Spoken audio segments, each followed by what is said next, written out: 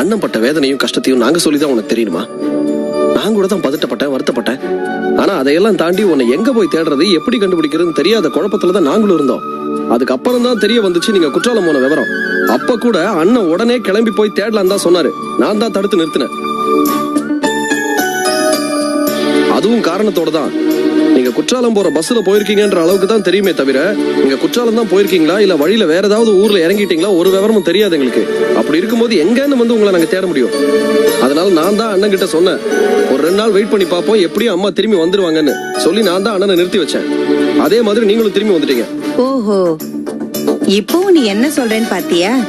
அதே மாதிரி திரும்பி வந்துட்டீங்கன்னு சொல்ற. அப்படின்னா என்ன அர்த்தம் இதுக்கு? மறுபடியும் போறதுக்கு எதுவும் வழி இல்லாம நாங்க இங்கே வந்து நின்னுட்டு இருக்கோம் நீ நினைச்சிட்டு இருக்க, அப்படிதானே? என்னம்மா நான் என்ன சொல்றேன், நீ என்ன சொல்ற? நான் சொன்னதோட அர்த்தமே அது இல்ல. டேய், நீ எந்த அர்த்தத்துல வேணாலும் பேசுடா. இனிமே அத பத்தி என்ன? நானும் நிர்மலாவும் இனிமே இந்த வீட்ல உங்க கூட இருக்க போறதுல முடிவாய் போச்சு. ஏமா ஏமா இப்படி எல்லாம் பேசுறீங்க? தயவுசெய்து இப்படி எல்லாம் பேசாதீங்கம்மா. ஏமா ஏன் இப்படி சம்பந்தம் எல்லாம் பேசுற? யாரோட சம்பந்தம் இல்லாம பேசுறது? நீதான் சம்பந்தம் இல்லாத கழுதைங்களுக்கெல்லாம் போய் உபகாரம் பண்ணிக்கிட்டு இருக்க. ஏண்டா, சொந்த தங்கச்சிக்கு வேலைக்கு ஏற்பாடு பண்ணாம எவ்வளவு ஒருத்திக்கு வேலை வாங்கி குடுக்கறதுக்கு ஓடி ஆடி அலைஞ்சுகிட்டு இருக்கியே. சம்பந்தம் இல்லைன்னு சொல்ல கூடாதுரா. அவதான் உனக்கு மச்சினிச்சியாச்சே. புரியுதுரா, எனக்கு எல்லாம் புரியுது.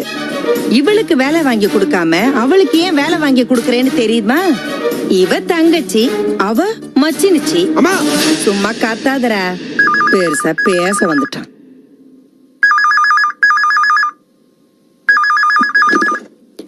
ஹலோ அக்கா, நான் லீலா பேசுறேன்.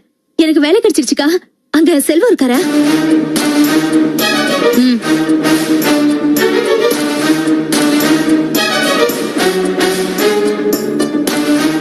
ஹலோ செல்வம், நான் லீலா பேசுறேன்.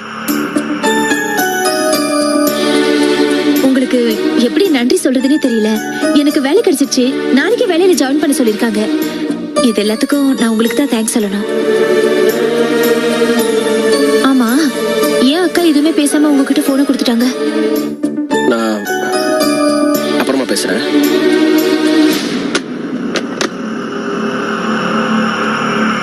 யாருடா போன்ல? ஏன் உம்முஞ்சு எப்படி ஆயிடுச்சு? இல்லம்மா, சொல்லுண்ணே. போன்ல யாருன்னு டக்குன்னு சொல்லு. சொல்ல முடியல. அப்போ உன் மனசுல ஒரு உறுத்தல் இருக்குல்ல? யாரடி போன்ல? நமக்கு வேண்டாத போனு, ஆனா அண்ணனுக்கு ரொம்ப வேண்டப்பட்டவங்க போனு. அம்மா, அதான் வேண்டாத போன்னு சொல்லிட்டாலுமா, விட்டுருங்கம்மா. அம்மா தயவுசெய்து சொல்லுங்கம்மா, எங்கம்மா போனீங்க? இப்ப சொன்னீங்களே இனிமே இங்க இருக்க மாட்டேன்னு, அதுக்கு என்னம்மா அர்த்தம் சொல்லுங்கம்மா. சொல்றேன்ப்பா, சொல்றேன். இத நான் உங்ககிட்ட சொல்லிதானே ஆகணும்.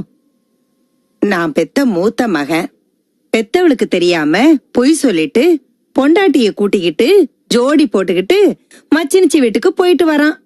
ஏன் 2வது புள்ள தங்கச்சி எப்படி வேணாலும் போகட்டும், மச்சினிச்சியை தூக்கி மனையில உட்கார வைக்கணும்னு வேலை வாங்கி குடுக்கறான். இப்படி நான் பெத்த 2 ஆம்பளை பிள்ளைங்களையும் சம்பந்தக்கார வீட்டுக்கு தத்து கொடுத்துட்டு நிக்கிறேனேப்பா. இப்படியே போச்சுன்னு வச்சுக்கோ, நிச்சயமா ஒரு நாள் நான் தனியா நடுரோட்ல தானே போய் நிக்கணும். அதனாலதான் ஆண்டவனா பார்த்து எங்களுக்கு ஒரு வழிய காமிச்சிருக்கான். என் மகளுக்கு குற்றாலத்துல நல்ல ஒரு வேலை கிடைச்சிருக்கு. அது விஷயமா தான் போயிட்டு வந்தோம்.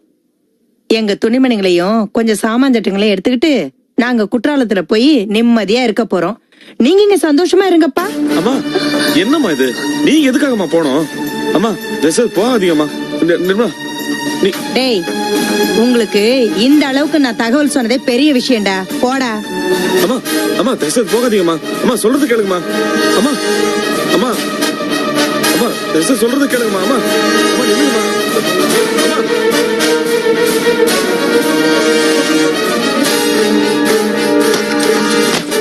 நிர்மலா, நிர்மலா.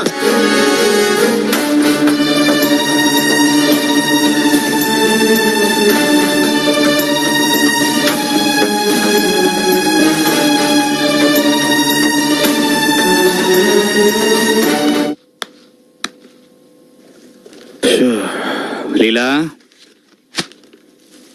மாமா மாமா, ஒரு சந்தோஷமான விஷயம். எனக்கு வேலை கிடைச்சிருச்சு. நாளைக்கே வேலையில ஜாயின் பண்ண சொல்லிருக்காங்க. அப்படியா? எனக்கு ரெட்டிப்பு சந்தோஷமா. எவ்வளவு நாளைக்கு அப்புறம் உன் முகத்துல சிரிப்பும் சந்தோஷத்தையும் பாக்குறேன். அதுவும் இல்லாம வேலை வேற கிடைச்சிருச்சு. இல்ல, வேலைன்னு தேடிக்கிட்டு இருந்தோம், வேலை கிடைச்சிருச்சு. இப்பதான் எனக்கு நிஜமாவே வைத்த பசியுது. எதுக்கு மாமா? மத்த வீடுங்க மாதிரி நம்ம வீடு இல்லையம்மா. குழந்தைங்க, புருஷன்னு. மாமா, நீங்க அதை பத்தி எல்லாம் ஒண்ணும் கவலைப்பட வேண்டாம். நான் பக்கத்து வீட்டுல வேலைக்கு ஆள் சொல்லியிருந்தேன்ல, வேலைக்கு ஆள் கிடைச்சாச்சு. காலையில இருந்து சாயந்தரம் வரைக்கும் குழந்தைய பத்திரமா பாத்துப்பாங்க. அப்புறம் நான் வந்துருவேன், நான் பாத்துக்கிறேன். ஆமா, இந்த வேலை கிடைச்ச விஷயத்த செல்வத்துக்கு போன் பண்ணி சொன்னியா? அது ஏன் கேக்குறீங்க மாமா? நான் செல்வத்துக்கு போன் பண்ணிருந்தேன். அவர் குரலே ஒரு மாதிரியா இருந்தது. நான் அப்புறம் பேசுறேன்னு சொல்லி டக்குன்னு போனை வச்சுட்டாரு. ஒருவேளை ராஜத்தையும் நிர்மலாவும் வந்துட்டாங்களோ என்னமோ. அப்படிதான் இருக்கணும்னு நினைக்கிறேன். ஆமா, செல்வம் அப்புறமா போன் பண்ண சொன்னாப்ல. ஆமா மாமா, ஏன் கேக்குறீங்க? இல்லம்மா, செல்வம் போன் பண்ணும்போது ரவி இங்க இருந்தா எவ்வளவு பெரிய பிரச்சனை ஆகும். மாமா, செல்வம் ஓரளவுக்கு விஷயம் தெரிஞ்சவரு, அதனால பார்த்துதான் பண்ணுவாரு. அந்த வீட்டுல ஒரு பொம்பளை ரவி, நம்ம வீட்டுல ஒரு ஆம்பளை ராஜம். என்னமோ பல விதத்துல எனக்கு குழப்பமாதமா இருக்கு. நாளைக்கு நீ வேலை கிளம்புற நேரம் பார்த்து இந்த வீட்டுல என்ன சூறாவளி அடிக்குமோ நினைச்சு எனக்கு பயமா இருக்குமா. ஆமா, நீ ரவிக்கு எப்படிமா சொல்ல போற?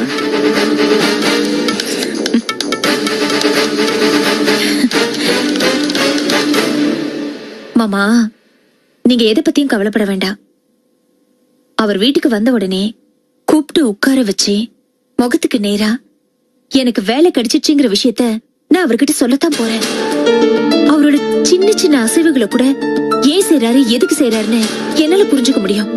ஆனா என்னோட சின்ன அசைவை கூட அவரால கண்டுபிடிக்கவே முடியாது. இதுவரைக்கும் இருந்த லீலா வேற, இனிமே இருக்க போற லீலா வேற. இதுவரைக்கும் எல்லாத்துக்கும் அவரை எதிர்பார்த்த லீலாவா இருந்த, இனிமே நானும் சம்மதிக்க போறேன். என் சொந்த கால்ல நிக்க போறேன். எனக்கு வேலை கிடைச்சிச்சுன்னு தெரிஞ்ச உடனே என்ன அறியாமலே எனக்குள்ள தைரியமும் தன்னம்பிக்கையும் வந்துச்சு மாமா. நீங்க வேணா பாருங்களேன், அவர் வர போறாரு, நான் சொல்லத்தான் போறேன். ஒரு பெரிய கூத்தே நடக்கத்தான் போகுது. வேண்டாம்மா, நான் சொல்றது கேளுங்கம்மா. நிர்மலா, நீயாவது சொல்லுமா. சாதாரணமா ஆரம்பிச்ச பிரச்சனைக்கு இவ்வளவு தூரத்துக்கு முடிவு எடுக்கணுமாமா? இப்ப வீட்டை விட்டு போற அளவுக்கு என்னமா நடந்துச்சு சொல்லுங்கம்மா. டேய், எங்களை வேலை செய்ய விடுறியா? நீ அப்படி ஓரமா போய் நின்னு புலம்பு போ. நிர்மலா, அம்மா கோவத்துல இருக்காங்க. நீயாவது யோசிமா, சொல்லுமா. ஏன் நிர்மலா, நீ கோச்சிட்டு போகும்போது நான் எவ்வளவு தூரத்துக்கு வந்து பேசியிருக்கேன், அதுக்குள்ள மறந்துட்டியா? அட போன, நான் கோச்சிட்டு போனதே நீ மறந்துட்ட மாதிரிலாம் நடந்துக்கிட்ட. அம்மா வேண்டாமா, நான் சொல்றது கேளுங்கம்மா. அம்மா. டேய், அரைஞ்சிருவேன், போன அந்த பக்கம்.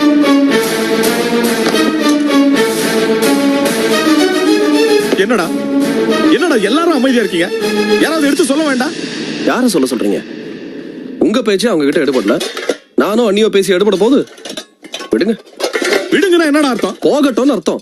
என்னடா பேசுற? அண்ணே ப்ளீஸ், கொஞ்சம் பொறுமையா கேக்குறீங்களா? நிர்மலோட இடத்துல இருந்து பார்த்தா அவ செய்யறதுல ஓரளவுக்கு சரின்னு தான் எனக்கும் தோணுது. ஏண்டா எல்லாருமா சேர்ந்து என்ன பாடாப்படுத்துறீங்க? அப்படி இல்லைண்ணே, கொஞ்சம் உணர்ச்சி வசப்படாம கேளுங்க. நீங்க இவ்வளவு தூரம் போய் பேசியாச்சு. நிர்மலா மனசுல ஒரு கீறல் விழுந்திருக்கு. அது சரியாகிறதுக்கு கொஞ்ச நாள் ஆகும். அது உடனடியா பேசி சரி பண்ற விஷயம் இல்ல. அந்த கொஞ்ச நாள் வரைக்கும் அவங்க போக்குல அவங்கள விட்டு பிடிப்போமே. அதுக்காக நம்ம 2 பேர் இருக்கும்போது அகதி மாதிரி அவங்க நல்லவா இருக்கும். அப்புறம் நம்ம 2 பேர் இருந்து என்ன பிரயோஜனம்? சரிண்ணே, உங்க வாதத்துக்கே வருவோம். இப்ப நீங்க அவங்கள பேசி கெஞ்சி கூத்தாடி வீட்டை விட்டு வெளியில போகாம இங்கேயே நிறுத்துறீங்கன்னு வச்சுக்குவோம். அதனால அவங்க மனசுல நம்ம மேல உள்ள கோபம் குறையவோ மறையவோ போறதில்ல. இன்னும் 1 வாரமோ 10 நாளோ கழிச்சு மறுபடியும் இப்படி ஒரு பிரச்சனை வெடிக்கும். அப்ப மறுபடியும் இதே மாதிரி மூட்டை முடிச்ச கட்டிக்கிட்டு அவங்க வீட்டை விட்டு கிளம்புவாங்க. அப்ப என்ன பண்ணுவீங்க? ஏன் இப்படிதானே நிர்மலா ஒரு தடவை வீட்டை விட்டு கோச்சிக்கிட்டு போன போது போய் கெஞ்சி கூத்தாடி கூட்டிட்டு வந்தீங்க. இப்ப என்னாச்சு? மறுபடியும் அதே கதை தான் நடக்குது. அதனாலதான் சொல்றேன், கொஞ்ச நாளைக்கு நிர்மலாவை அவ போக்குல சுயமா தனியா நிக்க விடுங்க. நாளடைவுல கொஞ்சம் கொஞ்சமா அவன் மனசு மாறும். அப்படி மனசு மாறினதுக்கு அப்புறம் நம்ம போய் கூப்பிட்டுக்கிட்டு வருவோம். என்னண்ணே, சரிதானே? சரியோ தப்போ, இவங்க பண்றதெல்லாம் பார்க்கும்போது நீ சொல்றதுதான் நடக்கும் போல இருக்கு. செல்வம், தனியா எப்படி போக விடுறது? அங்க ஒவ்வொன்றுத்துக்கும் துணை இல்லாம சிரமப்படுவாங்களே. செல்வம், எனக்கும் சேர்த்து ஒரு டிக்கெட் எடுத்துரு. நான் போய் ஒரு வீட்டை பார்த்து உங்களை செட்டில் பண்ணிட்டு தேவையானதெல்லாம் செஞ்சுட்டு வந்துடுறேன். அம்மா நிர்மலா, இதுக்காவது சரின்னு சொல்லுங்க. நான் உங்க கூட வந்துட்டு உங்களை செட்டில் பண்ணிட்டு வந்துடுறேன். பரவாயில்லையே, பெத்தவ மேல இந்த அளவுக்காவது பாசம் வச்சிருக்கியே. ஆம்பளைங்க இல்லாம பொம்பளைங்க தனியா இருக்காங்க அப்படின்னு யாரும் நினைச்சிடக்கூடாது பாரு. அதுக்காவது வரட்டுமா, பெத்த கடனுக்கு அதையாவது வந்து செய்யப்பா. செல்வம், நீ டிராவல்ஸ் போயிட்டு எனக்கு ஒரு டிக்கெட் சேர்த்து போட்டுரு. அப்புறம் இதெல்லாம் எடுத்துட்டு போறதுக்கு ஒரு வண்டி சொல்லிடு. அப்படியே கடைக்கு போயிட்டு பணம் இருக்கா எடுத்துட்டு வா.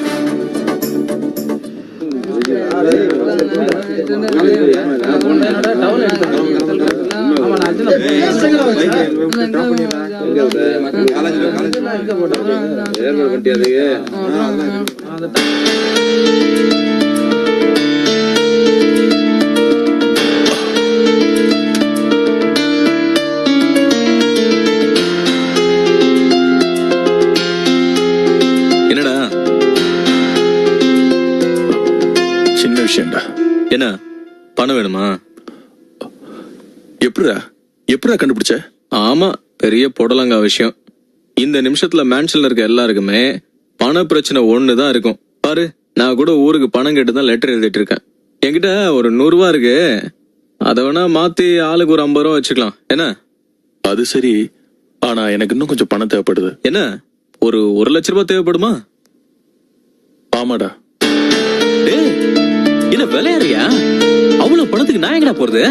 அவ்வளவு பணம் என்கிட்ட இருந்தா நான் என்ன இங்க இருக்கேன்? உங்ககிட்ட இருக்காதுன்னு தெரியும், ஆனா எப்படியாவது ட்ரை பண்றா ப்ளீஸ். ஏன்னா ரொம்ப முக்கியமான விஷயம். ஆஹா, தால போற விஷயமா இருந்தாலும் சான்ஸே இல்ல. எங்கேயாவது கடன் வட்டி கொடுக்கறவங்ககிட்ட. டேய், எது நம்பிடா நமக்கு 1 லட்ச ரூபா தருவாங்க? நாமளே வெத்தாளுங்கடா. எப்படியாவது திருப்பி அடைச்சிரும்டா. மாசம் 10,000 மாதிரி ரீபே பண்ணிடலாம். இது பார், ஒரு வழி இருக்கு. உங்க அப்பா சூரிட்டி போட்டாருன்னா அதை நம்பி பணம் தருவாங்க. மத்தபடி நம்மள நம்பி இந்த நாட்டுல வீடு தர மாட்டாங்க, பொண்ணு தர மாட்டாங்க, காடனும் தர மாட்டாங்க. ஏன்னா நம்ம பொசிஷன் அப்படி இருக்குடா, புரிஞ்சுக்கோ. என்னடா இப்படி சொல்ற? ஆமாடா ரமேஷ், உங்க அப்பா சூரிட்டி கழுத்து போட்டாருன்னா பணம் தருவாங்க. அவரு பொறுப்பேத்திட்டாருன்னா கண்டிப்பா பணம் தருவாங்க. நம்மள எவனும் நம்ப மாட்டானா?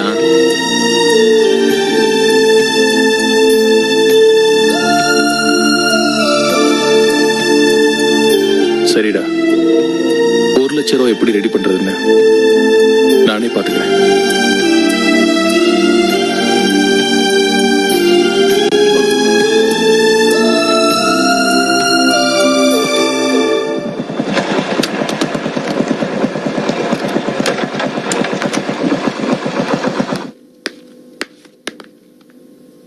ஹலோ. ஹலோ சார், என்ன டென்ஷனா இருக்கீங்க? பணம் வேணும், அம்மா ஊருக்கு போறாங்க. அதான் டிக்கெட் வாங்கி கொண்டு போய் கொடுத்துட்டு வரணும். வந்து நான் விவரமா சொல்றேன் எல்லாமே. எவ்வளவு இருக்குதுல? 6500 இருக்கு. சரி, ஓகே, கணக்குல எழுதி வச்சுக்கோங்க. மட்டுமா? வாங்கண்ணே. செல்வம், அப்புறம் உள்ள வாங்க.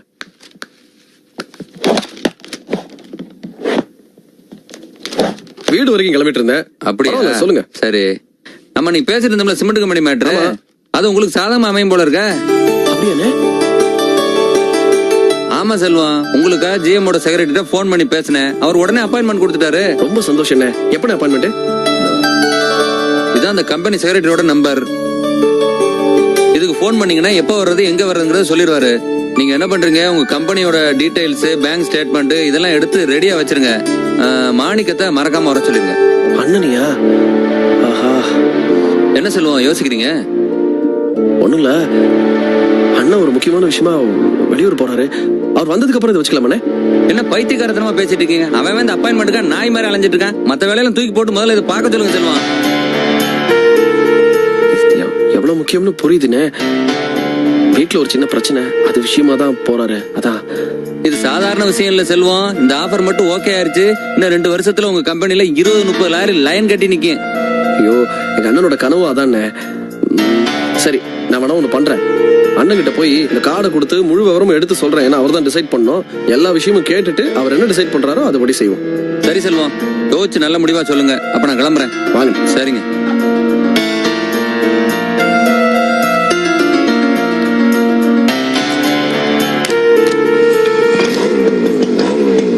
சக்தி, அவர் சொன்னதெல்லாம் கேட்டீங்கல்ல? நம்ம கம்பெனி பத்தின எல்லா விவரத்தையும் ஒரு ப்ரொஃபைலா ரெடி பண்ணி ஒரு ஃபைல்ல போட்டு தயாரா வைங்க. முக்கியமா பேங்க் ஸ்டேட்மெண்ட் மறந்துடாதீங்க. மறக்க மாட்டேன் சார். ஓகே, ஃபைல்ல போட்டு ரெடியா வைங்க. நான் அண்ணன் கிட்ட பேசிட்டு வந்து டிசைட் பண்ணிக்கலாம். ஓகே, சரிங்க டைம் சார். ஆச்சு, நான் கிளம்புறேன். ஆ.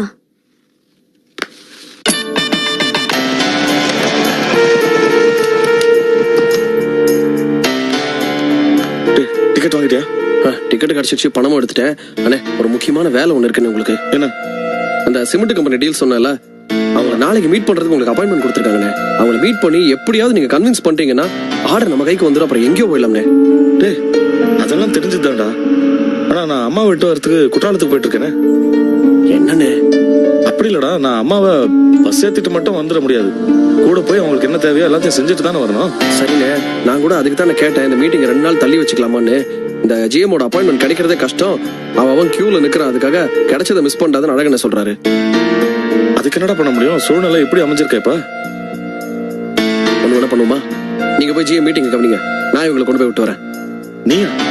ஆமாண்ணே, நான் இவங்களை கூட்டிட்டு போய் அவங்களுக்கு என்னென்ன தேவையோ கவனிச்சு பண்ணிட்டு வரேன். இல்லடா, நான் நேர்ல போய். நீங்க போனா என்னென்ன செய்வீங்களோ அதெல்லாம் நான் பார்த்து பண்ணிட்டு வரேனே, ப்ளீஸ்ண்ணே. ஏன்பா மாணிக்கம், நீ ஏன்பா எங்களுக்காக உன் தொழிலை கெடுத்துக்கிற? முன்னேற்றத்துக்காக ஒரு வாய்ப்பு வரும்போது அதை தவற விடக்கூடாதுப்பா. எங்க கூட செல்வம் வரட்டும், நீ இங்க இருந்து நடக்க வேண்டிய வேலையெல்லாம் பாரு. இல்லம்மா, நீங்க வெளியூர் போய். இத பாருப்பா, இது ரொம்ப நல்ல வாய்ப்பு. இது மட்டும் சரியா வந்தா பெரிய முன்னேற்றம் வரும்னு செல்வம் சொல்றானே. இந்த ஒரு தடவை நீ எங்க கூட வர்றதுனால இப்படி ஒரு வாய்ப்பை நீ கை நழுவ விடக்கூடாதுப்பா. செல்வம் தான் வரான்ல. அம்மா தான் சொல்றாங்கல்ல, யோசிக்காதீங்கண்ணே, நான் கொண்டு போய் விட்டு வரேனே. ஒண்ணு வேணா பண்ணலாம், இப்ப நான் போயிட்டு வந்துடுறேன். அதுக்கப்புறமா இன்னொரு நாள் நீங்க ஃப்ரீயா இருக்கும்போது குற்றாலம் போய் அவங்கள பாத்துட்டு வாங்க. சரி, டேய், நல்லபடியா கொண்டு போய் விட்டுட்டு வா. அப்புறம் அவங்களுக்கு என்ன தேவையோ எல்லாத்தையும் வாங்கி கொடுத்துரு. நான் பார்த்து பண்ணிட்டு வரேன், கவலையப்படாதீங்கண்ணே. நீங்க மீட்டிங்க பாருங்க.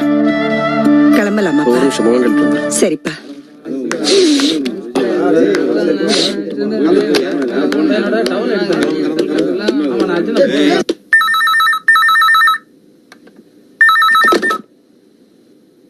ஹலோ அம்மா, நான் தான் ரமேஷ் பேசுறேன்.